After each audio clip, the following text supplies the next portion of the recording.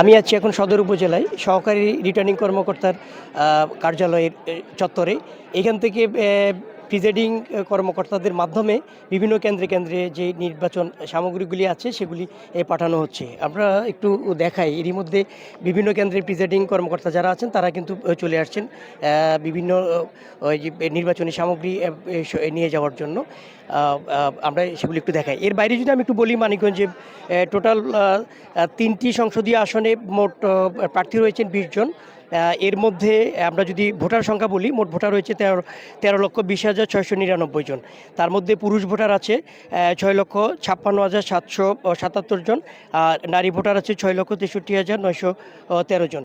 আকিস সিমেন্টে তৈরি এ বাড়ি, সিমেন্টে লোহার শক্তি। আয়রন স্ল্যাগ সমৃদ্ধ আকিস সিমেন্ট, সিমেন্টে লোহার শক্তি। পুরো ৩টি সংসদীয় আসনে মোট ভোট কেন্দ্র রয়েছে ৫১৫টি। এর মধ্যে ২২৮টি কেন্দ্রকে ঝুঁকিপূর্ণ কেন্দ্র হিসেবে ঘোষণা করা হয়েছে, যার মধ্যে ৬৭টি অতি ঝুঁকিপূর্ণ কেন্দ্র রয়েছে। আর আমরা এখানে যখন জেলা রিটার্নিং কর্মকর্তার সাথে কথা বলছিলাম, তিনি আমাদেরকে জানিয়েছেন জেলায় মোট ৯,৬০০ আইনশৃঙ্খলা রক্ষাকারী বাহিনীর সদস্যরা মোতায়েন থাকবেন। তার মধ্যে ৫৮টি মোবাইল টিম কাজ করবেন। এছাড়া ১৫টি স্ট্রাইকিং ফোর্স থাকবে সার্বক্ষণিকভাবে। আর আমরা জেলা রিটার্নিং কর্মকর্তার সাথে যখন কথা বলছিলাম, তিনি আমাদেরকে জানিয়েছেন যে এখন পর্যন্ত আইনশৃঙ্খলা পুরোপুরি শান্ত রয়েছে। সব মিলিয়ে এখন পর্যন্ত নির্বাচন পূর্ববর্তী যে আইনশৃঙ্খলা সব কিছুই ভালো আছে এবং আজ বাদে কাল সকালে ভোট গ্রহণ হবে। এখন অপেক্ষা শুধু ভোট গ্রহণের।